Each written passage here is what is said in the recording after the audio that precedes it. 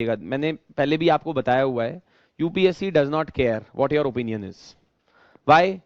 8 minute के अंदर कोई भी किसी का ओपिनियन नहीं जान सकता इतने बड़े इश्यूज के ऊपर। ठीक है, 8 minutes 10 minutes is too less a time to understand your opinion, and UPSC believe me is not interested in your opinion. आप में से बहुत सारे लोगों को ऐसा लगता है कि सर हम कैसे बताएंगे अपना ओपिनियन, यूपीएससी को घंटा फर्क नहीं पड़ता है कि आपका क्या ओपिनियन है, ये बात मानिएगा। ठीक है, क्यों? अगर उनको फर्क पड़ता होता तो वो 20 क्वेश्चन नहीं देते आपको, जिसमें आपको एकदम लिखना है हर समय, और कोई समय नहीं है सर उठाने का भी।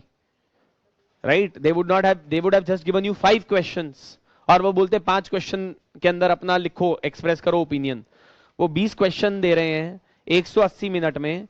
There is absolutely no scope for you to express your, तो इतना ज्यादा सेल्फ इंपॉर्टेंस मत दीजिए अपने ओपिनियन को। दूसरी बात ये, आप हैं कौन जो आपसे यूपीएससी ओपिनियन पूछे आपका?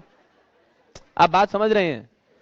भाई देश की समस्या है, एफ्सपा हटाना चाहिए कि नहीं? आपसे थोड़ी ना पूछेगी यूपीएससी कि सर यूपीएससी तो मेरा ओपिनियन वो देख लेंगे आपका इंटरव्यू के अंदर। दे विल जज your personality there.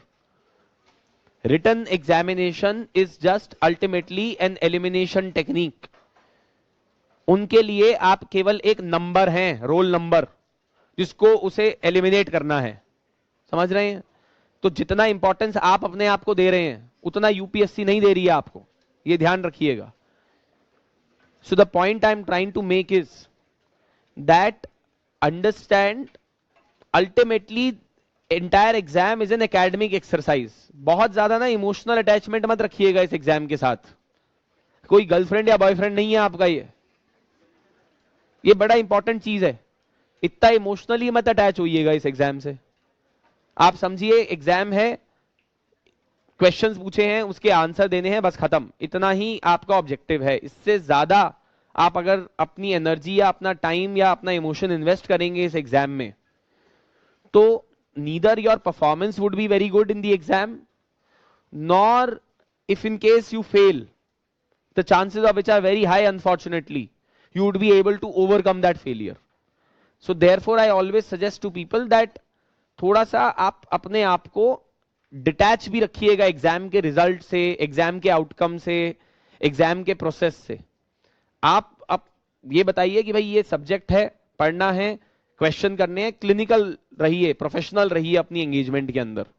The more you do that the better it would be for you. Otherwise देखिए, नहीं तो बहुत सारे लोग जो हैं लगे रहते हैं बहुत सारे साल ultimately, and it doesn't necessarily lead to anything good for them, unfortunately. Okay, so you have to be very well aware of what the examination is expecting. इतना आप इसको जो है अपना महबूबा मत मान के चलिएगा एग्जाम को। ठीक है? बड़ा इंपॉर्टेंट है।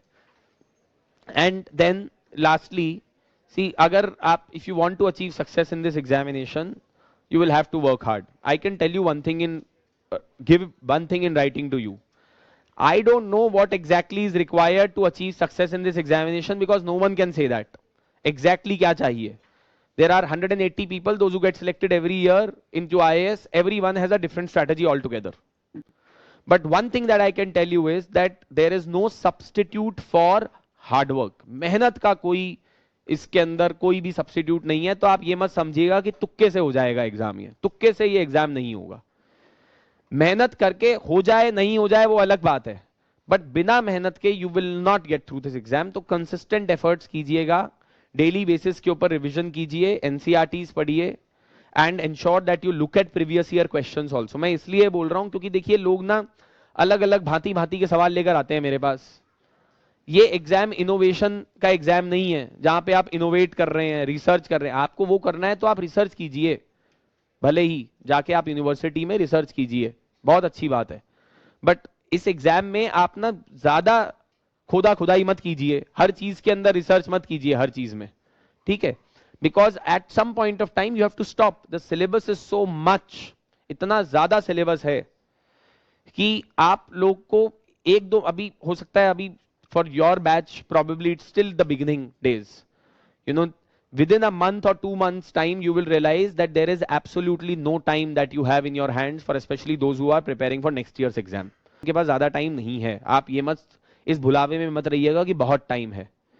It will just be a matter of few days and it will be situation will change around completely. आप और बैचेस से पूछिए जिनका सिलेबस खत्म हो चुका है या जो आपसे पहले स्टार्ट हुए थे, they will tell you that they are facing crunch of time now. अब उनको समझ में नहीं आ रहा है कैसे मैनेज करेंगे सारी चीजें। So don't waste time, that is all I would suggest. Be consistent with your studies and please do remember कि यू हैव टू, कुछ पाने के लिए कुछ खोना पड़ता है आपको थोड़ा बहुत, तो you will have to sacrifice a few things in life if you want to achieve success in this examination, otherwise success will not come that easily. Okay, in any case success is not guaranteed, right? So it means that you have to work hard and then just leave rest of the things onto your destiny, right? Thank you so much.